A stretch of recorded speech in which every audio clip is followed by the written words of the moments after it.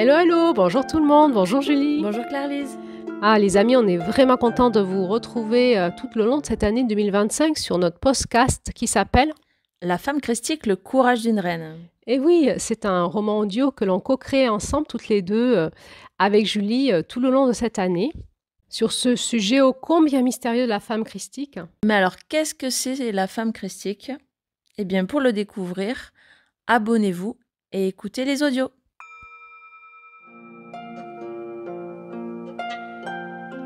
Il était une fois, l'histoire commence comme ça. J'ai le courage d'une reine.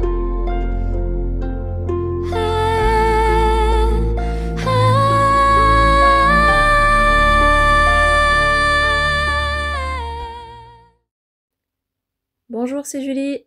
Je vous retrouve dans cet épisode Ici les arts, qui va démarrer tout à l'heure. En attendant, rappelons-nous les sœurs ensorceleuses. C'était l'épisode précédent avec Adeline. Adeline qui est cette femme en quête de comprendre comment incarner la femme christique en 2025. Elle est passée par plusieurs phases dans son labyrinthe de vie entre son cabinet et sa fonction de guérisseuse et sa vie quotidienne, son marché, ses tisanes, son canapé, son journal intime, auquel elle a posé la question mais alors, du coup, est-ce que je suis une sœur sorceleuse? Et son journal lui a répondu peut-être ben oui, peut-être ben que non. Elle nous a transmis la sagesse qu'elle avait récupérée à travers le chemin qu'elle parcourt et l'indulgence, l'amour, la compassion qui doivent la guider dans ce chemin qui va prendre du temps et qui est là en même temps. Elle a jeté sur la table un magazine en rentrant chez elle. Et ce magazine était intitulé Les aventures d'Anaé, rendez-vous en terre profonde. Alors, en quittant Adeline, nous retrouvons les aventures d'Anaé dans cet épisode Ici les arts. Nous retrouvons Astrid et Anaé devant la porte de chez Martha, la voisine d'Anaé. Elles vont prendre une tisane au jasmin et au miel. Et nous allons découvrir ce qu'elles vont nous partager. Je suis Julie, je suis l'auteure de cet épisode Ici les arts. La femme christique, le courage d'une reine. Épisode numéro 4. Bienvenue à tous dans l'aventure. Oui, alors peut-être Julie, pour ceux qui nous rejoignent en chemin, on peut rappeler que notre quête dans ce podcast s'appuie sur plusieurs référentiels spirituels, dont la roue chamanique des lunes qui nous vient des enseignants des femmes amérindiennes sur le féminin sacré, Oui. Mais aussi le référentiel de la rayonnance sacrée qui nous guide sur ces fréquences christiques. Oui, et si vous voulez en savoir plus, en fait, on avait fait ensemble en début d'année une audio d'introduction qui explique tout ça en détail. Donc cette audio, vous la retrouverez en lien dans la description sous cette vidéo. Merci Julie. Et maintenant, place au nouvel épisode.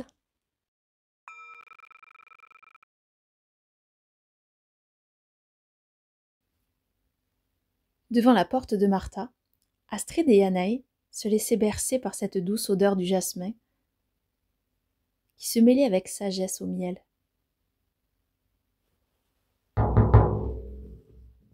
Anaï frappa à la porte de sa voisine avec détermination, comme si les 3 coups allaient ouvrir le jeu sur cette scène à 3.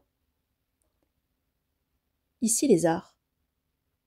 Ses yeux avaient glissé sur l'inscription gravée dans la pierre sur le côté droit de la porte. « Tiens, pensa-t-elle, je n'avais jamais remarqué qu'il y avait gravé ça. »« Tu vois, dit Astrid, qui semblait souvent répondre à des questions invisibles. Écouter en silence, la sagesse qui parle dans le rien, c'est aussi se laisser voir, entendre, ce qui jusqu'alors n'a pu être vu, connu, afin d'y entrer. La porte s'ouvrit, faisant sursauter Anaë et rire Martha. Martha était une femme joviale, ronde comme une belle renoncule, souriante et accueillante, et un brin farfelu. « Entrez donc, je vous en prie, je suis heureuse que nous trempions nos pensées dans la même marmite !» Anaë ouvrit grand les yeux. On aurait dit un hibou qui se voyait dans le miroir. Vous savez, cet animal nyctalope qui voit dans la nuit. Peut-être allait-il les aider à y voir plus clair dans le noir. Astrid passa devant Anaë, l'invitant à avancer en lui montrant la direction. La maison de Martha était belle et atypique. Il y avait toujours plein d'objets partout, un peu comme si sa maison était un lieu de brocante. Ah, pensa Anaë, c'est peut-être pour cela qu'il est écrit ici les arts. Il faisait chaud. L'odeur du feu de bois se glissait presque dans la théière posée au centre de la table. La table était ronde, incurvée comme une cuve, ce qui ne paraissait pas pratique du tout. Martha aimait inventer des systèmes de nouveautés. Et avant de pouvoir boire le thé, il fallait déjà comprendre comment poser sa tasse. Heureusement, il ne semblait pas y avoir une technique spéciale pour s'asseoir sur la chaise. Ouf! Astrid observait Anaë, avec une légère malice. Martha interrompit ce voyage de pensée en disant « Installons-nous! Les étoiles sont bien présentes !» En s'asseyant sur les chaises, la table s'éclaira, comme si les étoiles du ciel s'étaient posées là, en attendant qu'on les observe. La table était faite d'un assemblage de plusieurs pierres et d'un système ingénieux de rouages. La théière au centre se souleva et fit le tour pour servir Anaë. « Oh !» chuchota Anaë. « Est-ce ici les arts de la magie ?» Martha lança à Anaë. « Choisis ta tasse !» en montrant du doigt le dessous de la table. Effectivement, il n'y avait rien sur la table, elles étaient suspendues en dessous. Elle en attrapa une au hasard, une belle tasse fleurie, et la tendit à la théière. Par automatisme, c'est à elle qu'elle dit « Merci !» déclenchant un fou rire unanime. Rire ensemble avait été la première chose à faire pour savourer cette infusion miel-jasmin et commencer la discussion. Pendant que la théière faisait le service en tournant avec un système d'horlogerie invisible autour de la table, Astrid entama la discussion.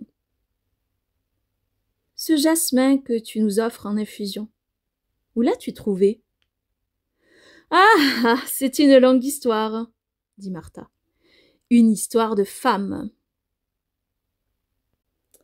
Anaë, qui trempait ses lèvres dans cette eau chaleureuse et savoureuse, ne pouvait s'empêcher de se croire dans un rêve. Tout était sombre et lumineux à la fois. Elle sentait qu'elle allait boire cette tisane autant que les paroles de Martha. Alors que le matin même, cette phrase « De toute façon, vivre sa vie de femme en ces temps, c'est quasiment impossible », elle l'avait bien avalée de travers. Bizarre la vie, songea-t-elle. Astrid tendit à Martha une pierre, que celle-ci plaça devant elle, en remerciant de la tête. « Voici une pierre de plus à l'édifice, merci. » La table était faite donc de pierre. Anaë comprit que les deux femmes œuvraient l'une et l'autre à cette construction magique, autour de laquelle on pouvait discuter, avec les pierres et les étoiles, ensemble. Martha se leva, et elle a verrouillé la porte d'entrée en disant « Tout a commencé par un problème de verrou ». Elle se remit à sa place en marchant avec des pas lourds qui faisaient grincer le plancher. Un bruit qui tintillait au rythme de ses pas et s'arrêta quand elle posa les clés de la porte sur la table. L'histoire commençait. Avant-hier, je me reposais dans les allées, les petits chemins qui mènent tout droit à la ville, de l'autre côté du village. Je m'étais assise sur un muret de pierre et je regardais les gens passer. Les enfants s'amusaient à se courir après, quelques chèvres leur faisant faux pas en sautant sur les rochers. Les hommes et les femmes se tenaient par la taille, par les mains, ils régulaient les jeux des enfants avec bonté et amusement. Les vieux et les vieilles étaient soutenus par les adolescents. Quelques-uns se moquaient d'eux. Ils disaient que leur vieille chevelure ressemblait aux poils de chèvre. Ils allaient comme moi marcher sous un beau soleil dans la fraîcheur du matin. Ce spectacle, vivant, me réjouissait et j'avais hâte d'être au marché pour acheter cette pierre dont j'avais besoin pour continuer ma pierre à l'édifice. « Excuse-moi Martha, mais pourquoi acheter une pierre au marché alors que tu pouvais la trouver dans la nature ?»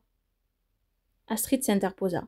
« Ne va pas si vite, nous raterions des étapes du chemin. » Anaïs soupira en pensant. « Ouais, mais bon, c'est pas logique. Je vois pas en quoi c'est une histoire de femme. Bon, allez. Chut, je me tais. » Martha continua comme si elle n'avait pas été coupée dans son élan. Quelques-uns ne me voyaient pas, pris par leur instant présent, leur conversation, leur jeu, leur marche, et d'autres me saluaient. Celle que l'on nomme la vieille m'observa aussi longuement que la lenteur de ses pas. Elle a lâché le bras du vieux, vous savez, le vieux que l'on appelle Monsieur Vieux Chêne, et elle s'approcha de moi. « C'est la vieille qui habite au-dessus derrière le pont de la rivière ?» dit Anaï. « Oui, » fit rapidement Martha. Un oui furtif qui voulait aussi dire bon, écoute, bon sang, écoute, arrête de couper. » Anaï rougit. « Pardon, » fit-elle voix basse. Elle avait la vision de celle que l'on appelait la vieille. Cette femme lui faisait un peu peur. Avec son regard bleu clair, perçant, on aurait dit une vieille souris à dimension humaine et au regard d'aigle. Oh, elle frissonna. La voix de Martha baissa de volume.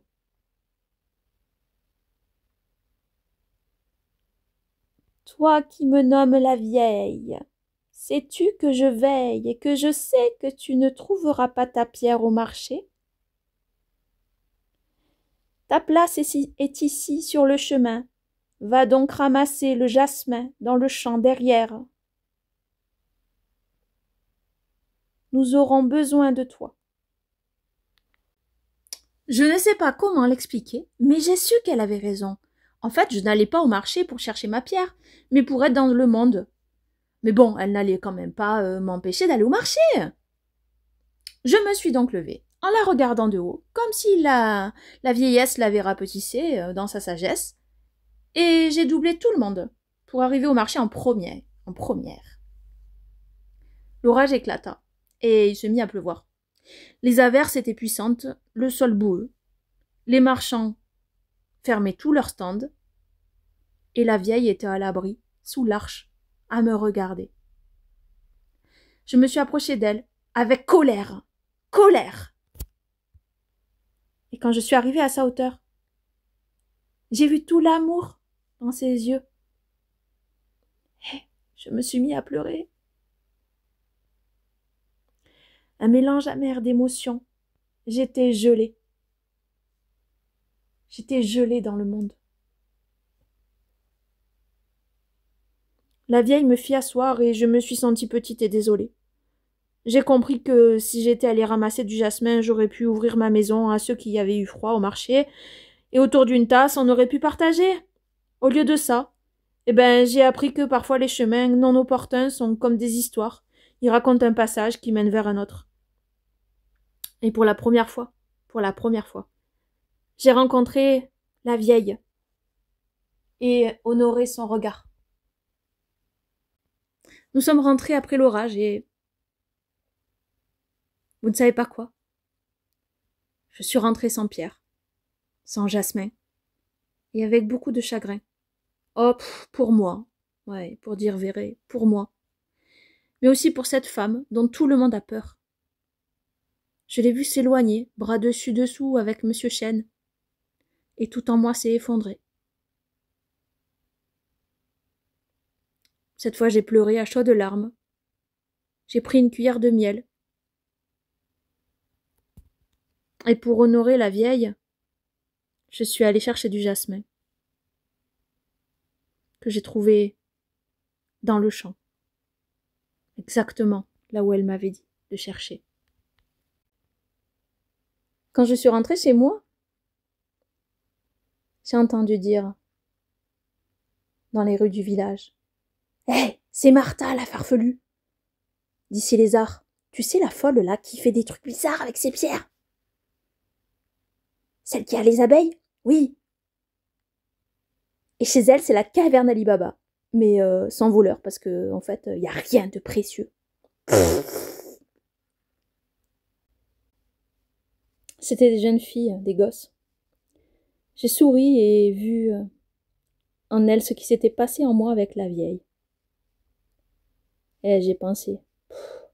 Et il faut rallumer ce qui veille en chaque femme, et préserver cette sagesse de veiller jusqu'à nos vieux cœurs sans âge, jusqu'à nos cœurs sauvages. Cette nuit-là, j'ai rêvé, j'ai vu en chaque femme du village une fleur butinée par une abeille. Et en me réveillant, je me suis dit, sur le pas de ma porte, et je me le suis dit à voix haute, si en chaque femme, à chaque génération, on voit d'abord de la peur, du farfelu, du trop différent, du bizarre, c'est qu'on est bien rouillé, c'est qu'on est bien verrouillé. C'est pour ça que je disais que c'était d'abord, ça a commencé par un problème de verrou. Et donc, je me suis dit, en fait, à l'heure actuelle, être une femme, c'est quasiment impossible. J'ai alors décidé de continuer à mettre ma pierre à l'édifice, et je vous ai donc invité à prendre la tisane au jasmin avec du miel, en l'honneur de mon rêve, en l'honneur de la vieille, en l'honneur d'un lendemain plein d'espoir, d'apprentissage, du féminin. Et sans transition aucune, Martha reprit avec sa personnalité atypique le cours de la conversation. Heureusement que je ne vous ai pas raconté comment j'ai séduit mon mari Georges. Éclat de rire commun. La conversation avait commencé par des rires et avait fini par des rires. Enfin presque. Anaï confia aussi son chemin jusqu'ici à Martha, sous les oreilles attentives des deux femmes et de la nuit étoilée. Martha, les cheveux hirsutes, le regard pétillant, comme une étoile brillante de la nuit, tendit la main à Anaï, en disant « Je te passe la pierre, car ce soir nous avons fait un tour de sagesse. C'est un début. Il semblerait que nous nous soyons engagés ensemble, sans le vouloir, sans le savoir. Le destin nous a fait croiser nos routes et nos mots pour grandir. » La joie sur le visage de Martha rayonnait. Elle rayonnait jusque dans toute la pièce et éclairait même le cœur d'Anaï. Astrid sourit, émue aux larmes. Ce qui semblait quasiment impossible hier a fait un pas vers un possible demain.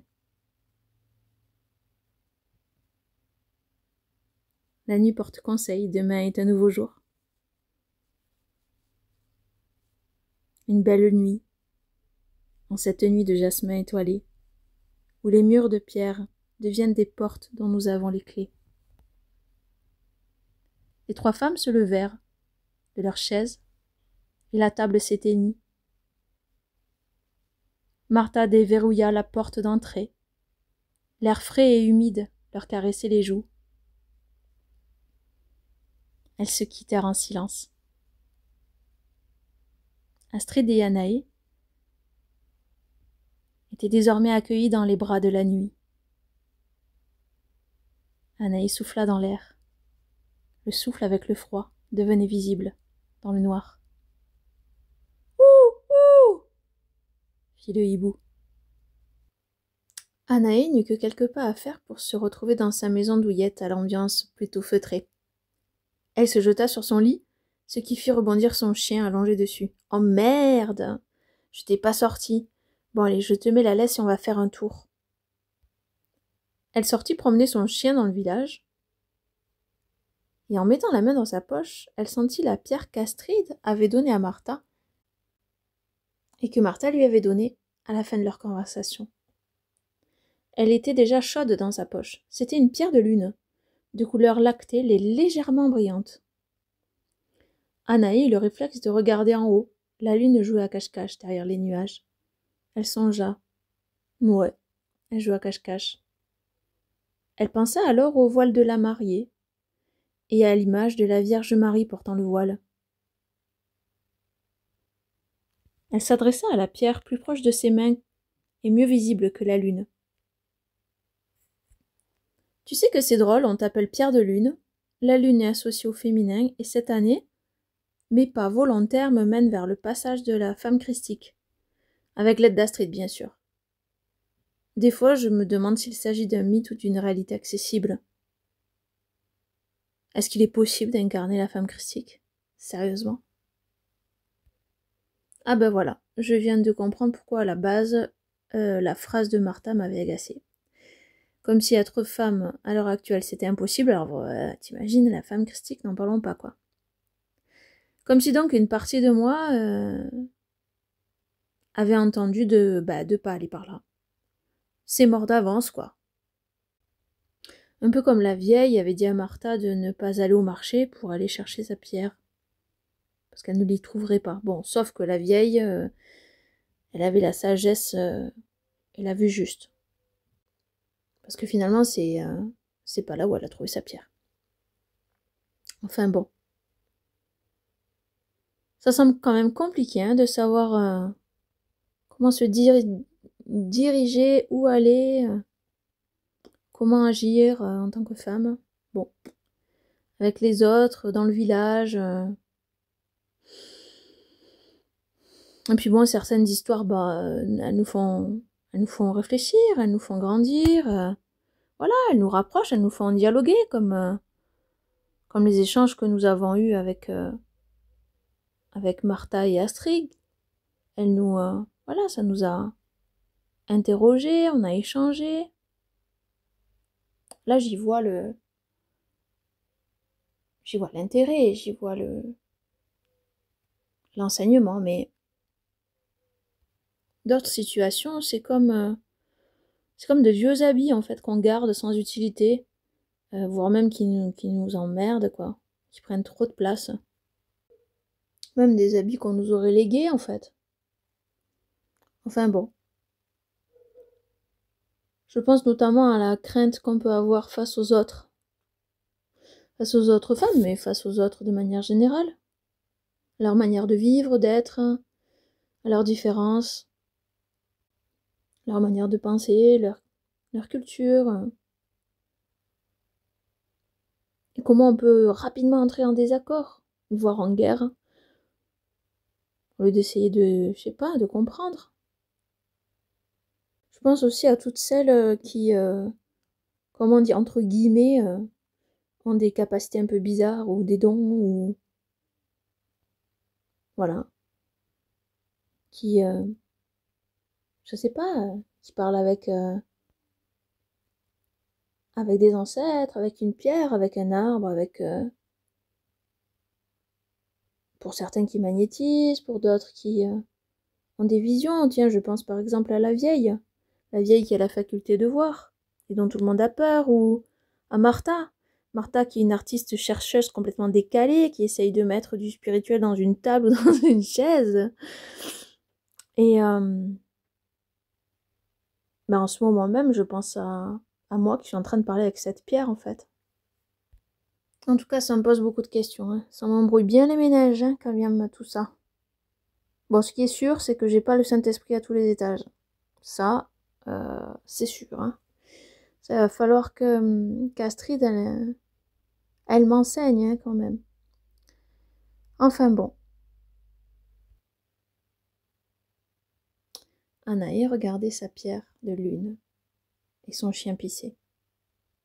C'est ça parfois le décalage qu'il pouvait y avoir entre une scène quotidienne et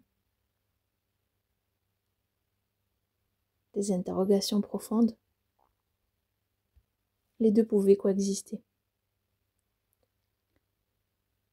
Il paraît que les pierres contiennent la mémoire de la planète, de la Terre. Tiens, peut-être que tu contiens la mémoire du féminin christique, qui sait. Je me demande bien si d'autres femmes ont envie de faire ce chemin christique. Comment elles font, si elles sont célibataires, elles sont en couple, elles ont quel âge, est-ce qu'elles ont des enfants?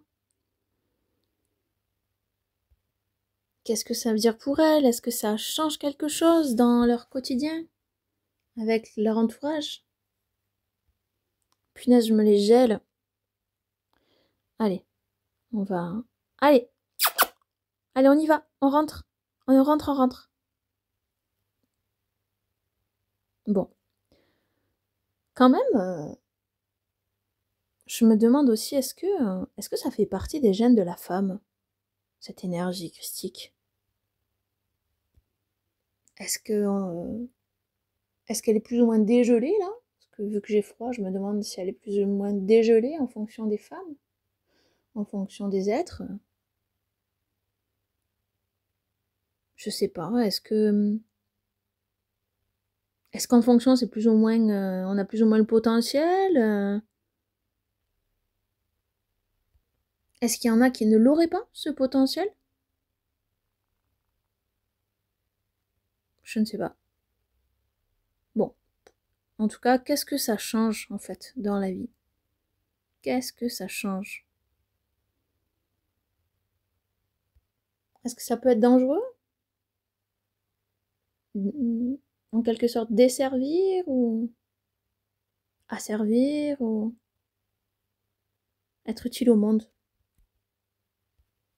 On est tous humains, mais on est tellement différents. Nos histoires, nos passés, nos caractères, nos métiers, nos situations de vie, notre lieu de vie, notre culture, notre pays. Je me dis qu'il doit y avoir autant de femmes christiques que de femmes, non? Au moins qu'il n'y en ait que peu. Faut-il nécessairement faire un chemin initiatique et spirituel, avoir des savoirs et...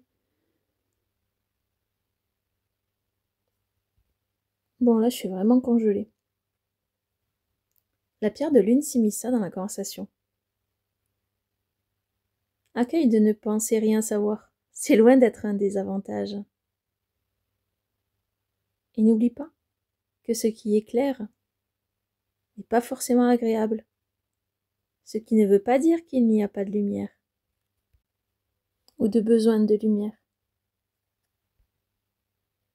Anaë se souvint alors d'une phrase qu'Astrid lui avait dit. La conscience éclaire la présence. Une plume tomba au sol comme pour confirmer le souvenir. La conscience éclaire la présence, répéta Anaï. Elle ramassa la plume et lui vint à l'esprit la puissance du souffle et la douceur du sensible, en équilibre. Elle sourit, ramassa la jolie plume, mit la pierre et la plume dans ses poches et rentra chez elle avec son chien. Elle avait retrouvé l'élan de vie qui la poussait vers son expansion. Avec tout cela, son cœur s'était réchauffé. Il brûlait même un peu. Elle alla se coucher paisiblement et se dit en elle-même: je ne sais rien de comment incarner la femme christique, mais la conscience va éclairer ma présence, et je peux me souvenir que ce qui éclaire n'est pas forcément agréable, mais qu'il est nécessaire lumière. Elle ferma ses yeux et lui revint en tête toutes ces femmes, Astrid, Martha, la vieille, et elle remercia. Elle les remercia profondément de tout son cœur de lui avoir offert cette pierre qui déjà l'avait aidée à se souvenir et qui aurait peut-être bien d'autres messages à l'avenir. Le chien ronflait et toute la nuit, Anaï alterna entre sommeil et réveil. Et entre sommeil et réveil, dans la nuit, elle pensa: ici les arts. Ici les arts, c'était l'inscription qu'il y avait devant la porte de Martha.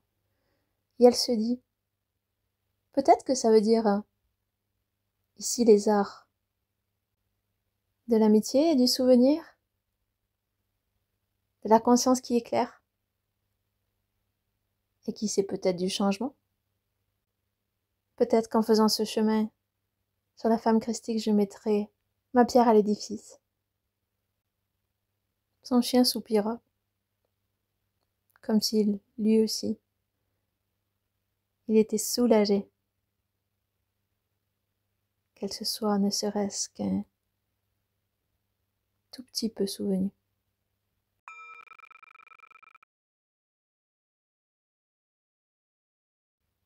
Voilà, cet épisode est terminé. Anaë, Martha et Astrid ont partagé leurs histoires autour de la phrase déclencheuse: être une femme en ces temps, c'est quasiment impossible. Martha a donné une pierre de lune à Anaë pour qu'elle puisse faire ses pas de sagesse et mettre elle aussi sa pierre à l'édifice. Anaë est allée promener son chien ensuite et elle a reçu un petit éclair de souvenir concernant sa volonté de faire ses passages pour être une femme christique. Elle a reçu un message: la conscience éclaire la présence.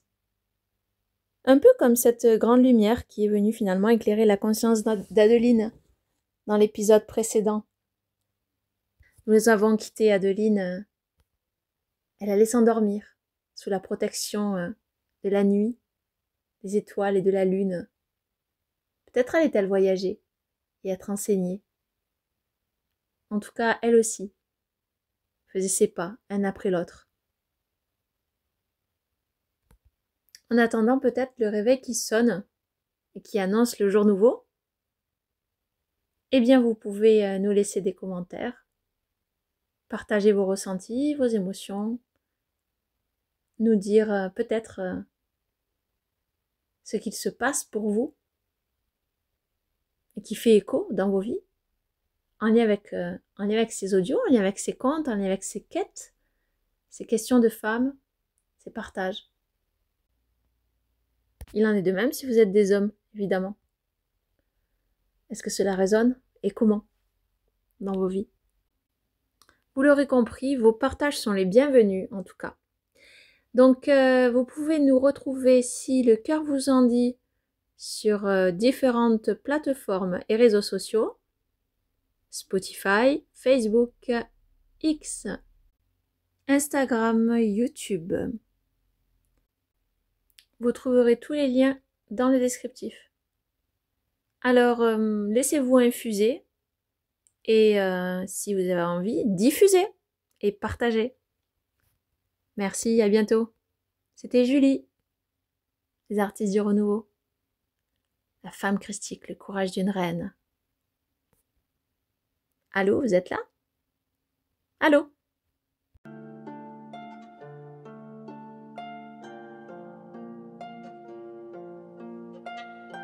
J'ai le courage d'une reine.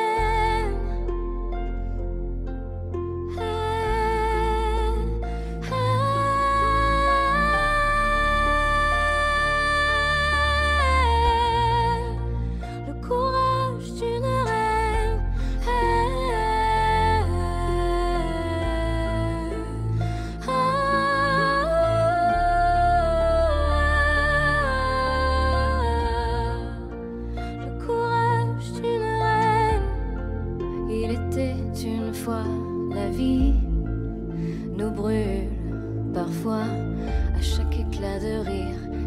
avait ton sourire.